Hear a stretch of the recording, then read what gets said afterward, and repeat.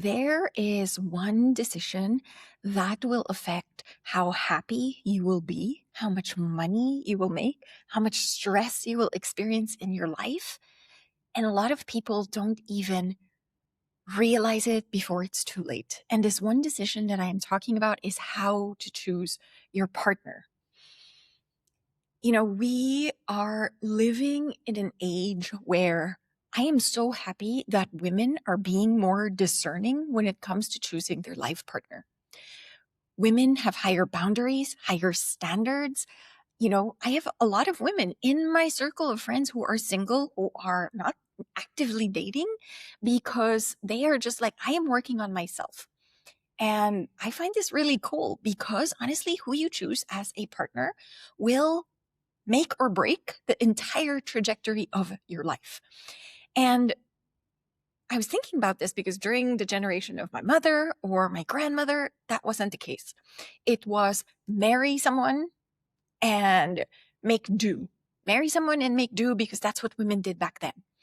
And I realize now that women are putting a lot more thought into who they choose as a life partner, and rightly so. My gosh, we are living in an age where we have the internet, there's dating apps, all of these things, but we are also exposed to a lot more self-awareness. There's books, there's podcasts, there's YouTube videos like this.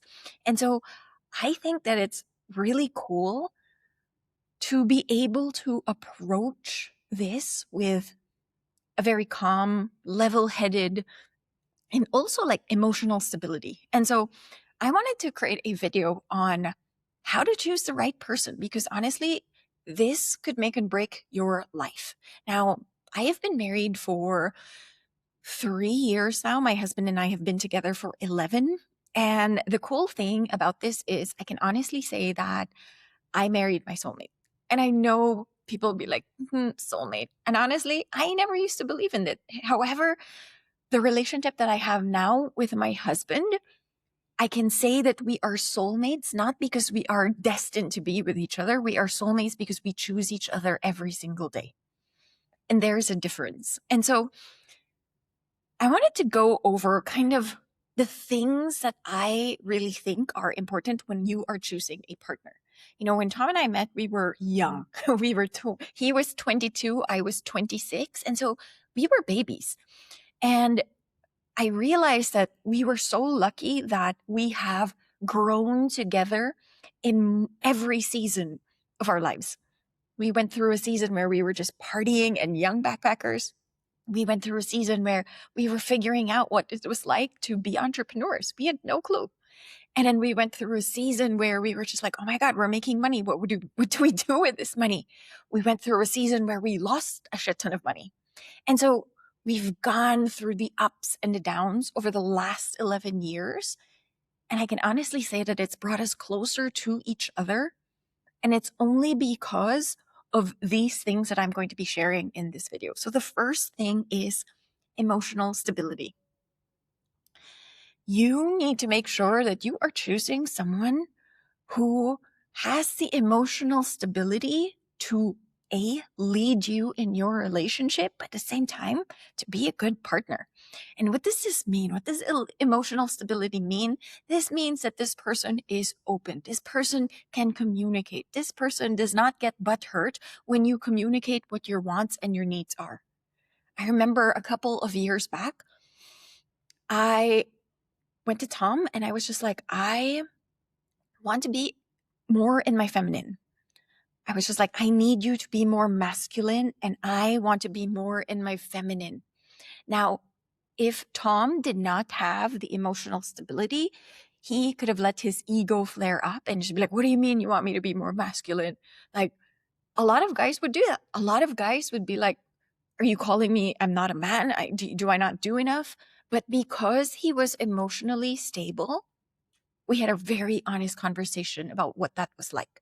And he even was just like, okay, I hear you. He was just like, I don't know what masculine means for you. So can you define what you mean by you want me to be more masculine? And what do you mean by you want to be more feminine? And I was just like, oh, this is really interesting, because I actually didn't even think about it, because I was just like, I really don't know what this looks like. I was just like, I just realized that I am tired of doing everything myself, or feeling like I had to do everything myself, when really I had a partner who was more than willing. I was just not letting go of control. And so in the very early days of our relationship, Tom has always been like my rock. I would go through like these seasons of like my emotions will be all over the place. And Tom is like the cool cucumber who is like so solid. He's so solid. I remember the first time I ever said I love you to Tom was we had this crazy day. We were trying to get to this island called Boracay. I used to live there. It's a beautiful island in the Philippines. And we were trying to get there for New Year's. Like, I love spending New Year's there. We had plans with all my friends. And I remember our flights got canceled because there was this big storm. And I was so gutted. I was just like, oh no, like, I can't believe this. And then I don't know what was running through our heads. It was like, okay, the flights were canceled. Let's try taking a boat. And and we were going to drive like 2 hours and hop on this overnight boat. I can't remember the route that we were trying to get. And obviously that got canceled as well because of this storm. And I remember Tom, like, I was so devastated. And Tom was just like, look, we're going to have the best time. It's going to be New Year's Eve. He was just like, let's stay in, let's have fun, let's order a nice meal, and let's do this. And he just made the entire thing so stress-free and just took over and just took care of me. And as we, I was also really hungry at the time. So the Chinese food came, and I remember we were watching a movie, and he just puts his hand on my leg, and he was just like, everything will be fine. And I just heard that, and I was like about to eat my chow mein or something. And I just look at him and I was just like, I love you. And at that time, we had never said I love you to each other yet. And I was just like, I love you. I was just like, I want you to know I appreciate you and your presence and everything you've done. Because if he could take like the really, really shitty day, the really stressful situation, and make it fun, make it enjoyable, take over, had me relax, I was just like, this is someone that I really want to be with. And so having emotional stability is so important with a partner. And this is something that I feel like is underrated, because a lot of the times people make decisions on who they will date or who they will marry based on looks, based on chemistry.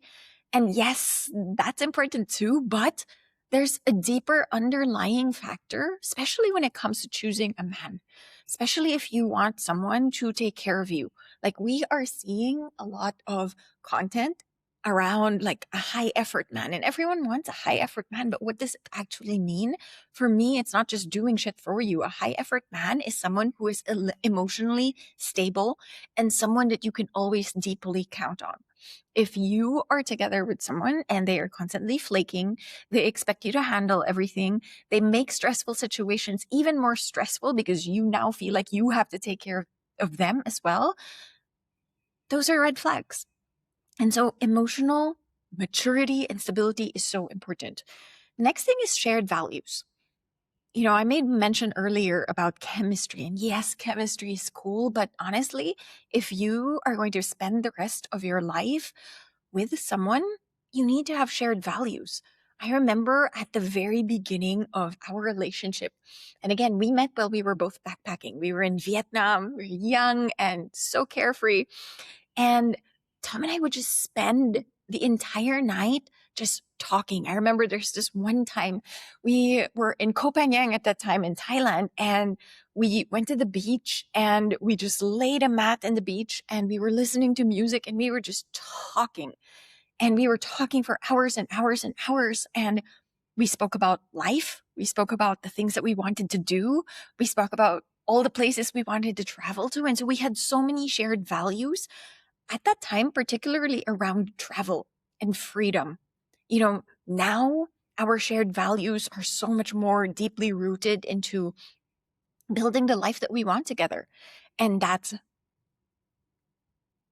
making more money so that we can make a deeper impact. Right now we are supporting a school in Kenya. They are a charity center for women, and they basically these women are being rescued from female mutilation. And we're paying for Starlink in their school. We're certifying them so they have online skills. And so for us, we don't just want to make money so we can buy the designer handbags and fly private jets. Like, yeah, that's cool. But right now, our bigger mission and shared values is deeply rooted on the impact that we can make. Because I generally believe this, like money in the hands of good people will change the world. Like, this is something I fundamentally believe in. And so having shared values with your partner is so important. And I believe this is one of the reasons why Tom and I were able to grow in every stage of our relationship. This is one of the reasons why, no matter when we were broke young backpackers and all we wanted to do was travel, we had this like shared value for freedom. And then later on, it was entrepreneurship. We wanted to keep growing. We wanted to keep evolving. We wanted to see the world. And so we've done that. We've traveled to 52 countries together. We've lived so many lifetimes. Like, I make a joke that we've lived 3 lifetimes, enough for 3 lifetimes, right? And so we have enough experiences because that was a core value that we had. And so you want to be able to be with someone where you have the same shared values in life. Do you both want children? Do you both want, to live in a farm and grow your own food? Do you have a shared value around fitness? Whatever it is, like, make sure that that is always there.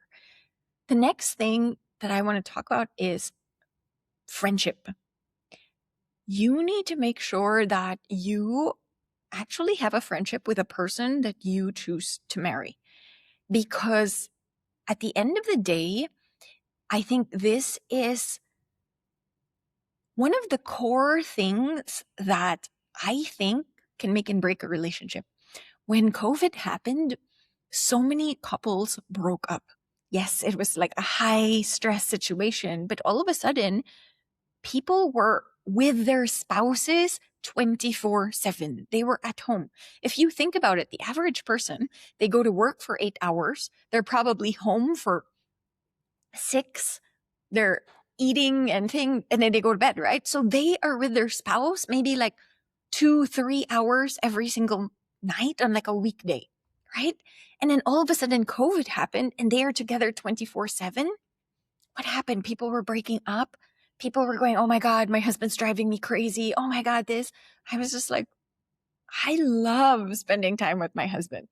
We make a joke that we actually need to put boundaries on spending more time apart. And this is something that we're just, okay, you play the sports and you do that and I'll do this. And we actively make a decision to have separate interests as well. But at the core is friendship. You need to have a deep friendship with a person that you are with. And this means that you genuinely enjoy each other's company. You genuinely love spending time with this person. This person makes you laugh. This person is someone that you want to see succeed. I want you to think of your very, very best friend and like think how much time you spend with this person, right? And you should feel the same with your husband. I see so many women, sometimes they're just like, I don't know how you could spend, especially during COVID. So many of my friends were just like, I don't know how much you can spend that much time with your husband. And I'm just, it is awesome. I was just like, we feel like we have like unlimited sleepovers. That is the best part of like adult relationships, of being married. We have so much fun together. And if you don't have fun with your partner, that is a red flag. Because later on, as you grow older, looks will fade. Our bodies will be built differently. The chemistry might not be 100% there. Tom and I joked, there will be like, we're going to have the best sex of our lives when we're like 80 years old. But that it's true, right? It's a fact of life. At a certain point, that all of that will fade. And you need to make sure that you love the person that you are with. You need to make sure that you enjoy their company. Because one day when you are old, that is all that you will have. The conversations, how the memories that you will make together. And so being friends with your partner is so important. Another thing that I think is a huge factor when it comes to choosing the right partner is the willingness to have the big important conversations before anything else. And so at the very beginning of our relationship, Tom and I had conversations about everything. Do you want children? Do you want to get married? I'm talking like the first couple of dates. And yes, we were young and we didn't even know if we would stay together. But we had those conversations because I think that a lot of people skirt away from the important truths. They skirt away from the hard conversations. And if you're not willing to have hard conversations now or when you're dating, then they're just going to get harder as you have more stress, as you get more responsibilities. And so make sure that you're actually able to speak to that person. I know a lot of women who are afraid to show their true selves to their partner, and they are afraid to bring up important topics. And so this is actually going to be key. Your ability to communicate your needs and your wants to your partner is so important. I had a post that went viral recently, and this literally it's a carousel, and it almost got like 1,100,000 views on this one carousel. And the hook of the carousel was, I told my husband that that I didn't like the Valentine's flowers that he gave me. And so it opened up this can of worms, and the internet was divided. Some people were just like, oh my God, you're so spoiled. Like, it's just flowers. Be grateful that you even got them. And the other half was just like, oh my gosh, yes, this is so important. Being able to have the hard conversations. Because the thing is, the post wasn't even about the flowers. The post was about women actually asking for what they want, asking for their desires without finding the need to apologize for it. And honestly, this is work that I've done over the last couple of years. This did not come naturally. I was born a people pleaser. I was raised as a good girl. I am a recovering good girl, and the good girl in me, when Tom asked me, do you like these flowers? The good girl in me wanted to lie, wanted to say, yes, they are perfect. Thank you so much. You're so thoughtful. Because A, they were beautiful. B, he was so thoughtful to get them. But if I wanted an extraordinary marriage, I needed to be willing to have the difficult conversations. And so I held his hand and I was just like, I love these flowers because they are from you and I love everything that you give them. But as far as flowers go, I don't love these. And I go, I love my flowers. Lately, I went through a kick where I was just like, I love the flowers, this white, great, like crazy colorful. And so a lot of the times people were just like, when they read that post, they were just like, you're so ungrateful. You're lucky you even got flowers. And I was just like, isn't about flowers. The next day Tom came back and he had these crazy big pink bouquet of flowers. And that made me cry. I was literally in the kitchen and he gave them to me and I was bawling because that showed that he listened to me. It showed that I wasn't asking for too much. It showed that I had someone who was willing to sit with the uncomfortable conversations and hear me. Because I think a lot of women negotiate with what they want in life and they make do rather than actually asking for what they want. And so earlier on, when we had that conversation around masculine, feminine, like, what does that look for you? I was just like, I would love some flowers. I would love flowers often. I was just like, they are part of my love language and I love receiving them. And rather than quietly resenting him for never getting me flowers, I told him, I was like, I want to receive flowers. They are important to me. And he was just like, okay, noted. And so we had this open conversation about sex, about what he wanted to receive, what I wanted to receive. And was it uncomfortable? Yes, initially, of course it was uncomfortable, but I know that it made our relationship amazing.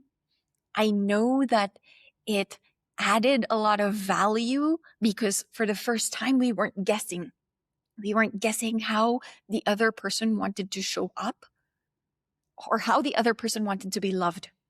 He had very clear, kind of a very clear set of these are my expectations. And at the same time, the same for him. He was just like, I would love this. This is how I would feel loved.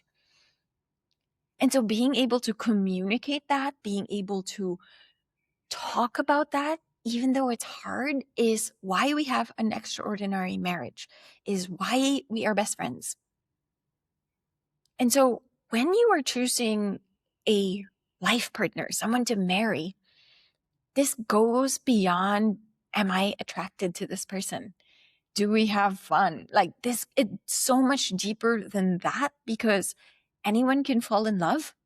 Anyone can be attracted to each other. You can have that chemistry, but at the core of it, if you want to make sure that you have the right person, if you want to make sure that you have an extraordinary marriage, it requires a lot of emotional stability. It requires a lot of respect.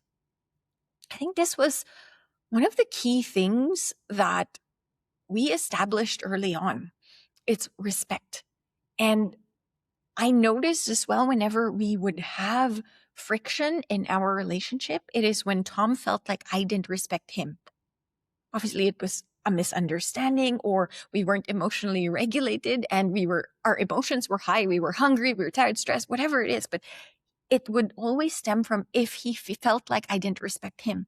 And so right now, I make sure that he knows that no matter what, I have so much respect for him. I have so much respect for him as a human being, as a husband, as a leader of our companies, as the CEO. And I think he's an amazing human being, and he does the same for me. You know, that is like at the very core, something that you need to have in your relationship, this mutual respect for each other. Who you choose to marry is like the biggest life hack. You know, I actually made a video yesterday. I was just like, if you want to get anything in life, strike a deal with your partner. Strike a deal with your partner and say, hey, whenever you see me playing small, call me out. Call me out. If you think about it, your partner, your husband, your wife, that person is with you 24/7. You're with this person a lot of the times. They know your patterns. They know your trauma. They know what you've been through. And so they can call you out. Even today, Tom and I were in the pool and we were having one of our big, crazy discussions. And we were just like, okay, no bullshit. What does it actually take to make this happen? And I was kind of skirting around on it. And Tom goes, no. He was just like, I am calling you out on your shit. And there was a part of me that I was like, oof. But I am so thankful that I have that. I'm so thankful that I have someone in my life to call me out. We actually say, call me up rather than call me out, because that's what he's doing. He is calling me up to rise and play to my potential because he knows what I am capable of. He wants the best for me and I want the same for him. And so we are able to call each other out on our things. Whenever we are tempted to play small, whenever we are tempted to play safe, we call each other out. And so this is a quick hack that you can use. But in order to do this, you need to make sure that you have a healthy relationship, a relationship where you can actually do this. Because a lot of the times there are couples out there that if you call them out, the other person will feel triggered. It's going to cause a huge argument. And rather than understanding that this person wants best for you. You know, a couple of years back, you know, when we first started dating, Tom and I had a lot of clashes. Culturally, we did not match. I come from the Philippines, and Asian culture is we're just like very calm, very mellow. We sweep everything under the rug and we do not talk about things. That's how I grew up. I was just like, we don't talk about things. While Tom was just like, no, I want to talk about this right now. Like, let's unearth everything and let's talk about it. And he's very frank. He's very direct. There's no like going around in circles. You never have to guess your place with Tom, which is something that I've come to love about him. And I realized that this was a superpower because being able to be in a relationship where you're able to have the hard conversations, you're able to have saying, hey, I think you're playing small, or I don't think you're living up to your full potential. Most people will get so triggered by that. But being able to have that conversation is so empowering. And so that is another sign, or that is another thing that you need to make sure that you have in your relationship. It's your ability to have these big conversations. At the end of the day, I think what a gift it is to be able to do life with someone that you love, respect, enjoy each other's company, grow old together, experience life, live all, and create all these incredible memories, right? And choosing the right person is so important. I've seen friends who are in unhappy relationships. I've seen people in my immediate family and my immediate circle of friends who I'm just like, I don't know if that person is right for them. And for me, this will make or break your entire life. It will determine your happiness, how happy you are, even the finances. That will determine how much money you will make, because the happier you are, obviously, the more regulated, safe your body feels, the more money you will make. That is just a given fact. Or the more happier you are, the less stress levels you are experiencing. And so it is the one decision that will really trigger this like movement, this like compounding movement of how happy you are in your life, how fulfilled and content. And so if you are watching this and you are just like, I don't know if the person that I am with currently fits into these boxes, then be willing to have the hard conversation. Be willing to actually speak. And you never know, that person might surprise you, because our relationship now is so far from what it was when we first started. Like, we are a lot more self-aware, a lot more emotionally mature, but it wasn't like this in the beginning. But it was only when we started having these big, important conversations that our relationship start to grow. And if you have someone that is growth minded, if you have someone that is genuinely wants to be a better person for you, then you're already on the right track. So if you enjoyed this, comment below, what is the number one factor for you of how you are choosing a partner? Is it the shared values? Is it maybe something that I haven't named? Literally the list can go on and on and on. And so comment below if you enjoyed this. My name is Anna Rogers. I realized I don't even introduce myself at the beginning of this video. And I started making these daily videos to just express the different things that I'm navigating as an ambitious woman who is trying to build a life with intention, who is trying to live an extraordinary life that excites me every single day. So if you enjoyed this, comment below, subscribe to the video, and I'll see you in the next one.